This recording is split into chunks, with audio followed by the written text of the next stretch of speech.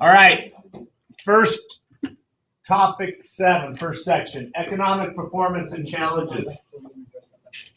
Thanks.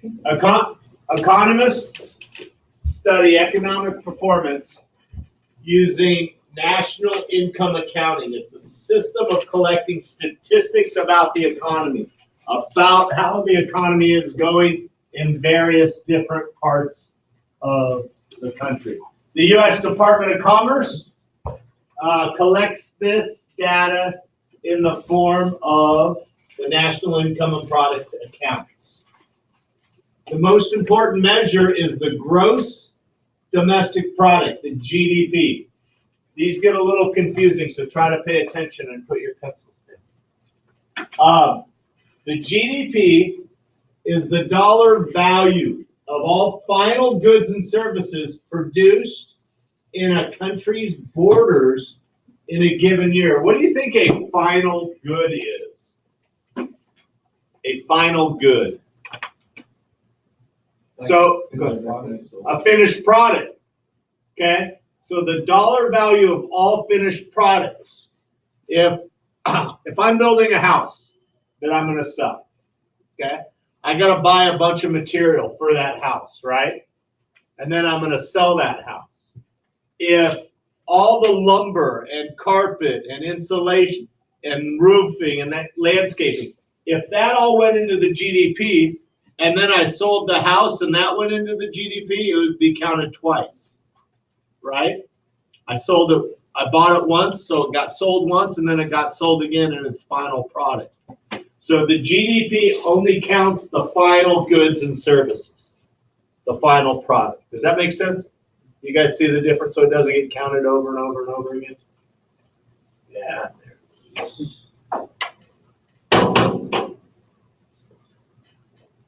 The GDP does not include intermediate goods or goods used to produce final goods. For example, the price of the new house that is sold is included in the GDP, but not the nails, lumber, all that.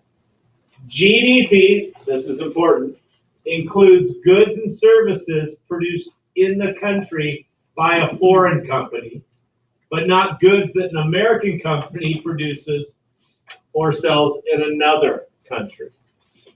Okay? Only what's happening within the borders of the United States.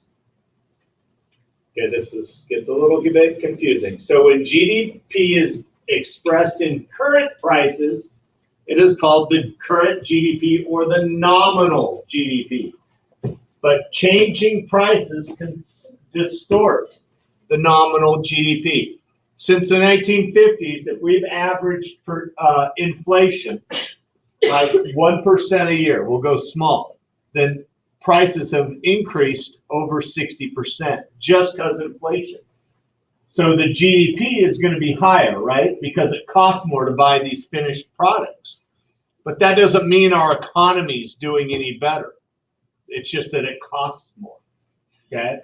So we look at the GDP to see if people are buying more things, and we're trying to compare it to previous years or previous quarters or previous decades. But if inflation is a part of that, then it skews it. We don't really know, right? We don't really know if the economy is going up or down. To correct this, economists determine the real GDP expressed in constant or unchanging prices. So they take whatever the inflation rate was and take that amount out of the products, okay? So that you're comparing what a car cost in 1950 to what a car costs to now.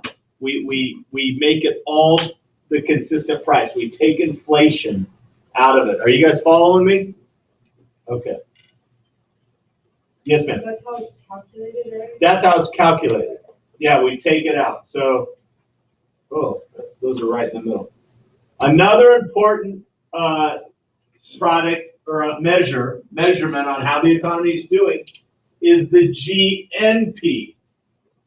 Okay, remember the GDP doesn't count American companies' business outside of the United States, but it counts foreign businesses in the United States. The GNP includes earned income by U.S. companies outside of the United States, but not the foreign countries inside the United States. So it's switched. GDP is just everything in the United States. GNP is just American businesses in the U.S. and around the world.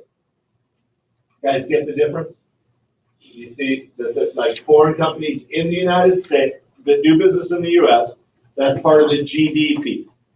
The GNP, gross national product, doesn't use any foreign countries. It uses only American countries, but their sales in the U.S. and abroad. So Apple, right? Apple sells a lot of phones in China and in Europe, right? In the GDP, those sales wouldn't count, the gross domestic product. But in the GNP, they would.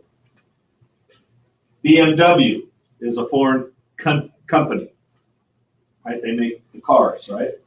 Whatever cars they sell in the U.S., that counts in the GDP, the gross domestic product, but not the GNP, the gross national product. We good? Okay, that's a lot. That's it. That's it for that first one. We'll do the second one in just, I think that's it, or my clicker's broken. Nope, a couple more, sorry. As you might expect, supply and demand affect the GDP. Economists calculate the price level, or the average of all prices, to determine an aggregate supply, the amount of goods and services available at all price levels in the economy. So aggregate supply is just like you remember when we did like one thing, like the hardware store, and we have a supply schedule, right? Economists takes the price level of everything together, okay? And say, what would the supply be if it costs this much, this much, this much? Remember, the higher the price, the more supply. Aggregate demand is opposite. They take the price of everything in the economy at each price level, and the higher the price, the less the demand. So it's instead of just doing one product like the pizza, they do all products together, and that gives us our equilibrium price and the real GDP of the economy, where those two meet. Okay, so it's just taking it, instead of just a pizza, or, you know, we talk about how the price of pizza goes up, demand goes down, price of pizza goes up, supply goes up because people want to sell it at that higher price. This is doing that with everything in the economy. All goods and services available at all price levels. It's a little confusing, but it's not bad. We good? I think that's it. Yeah.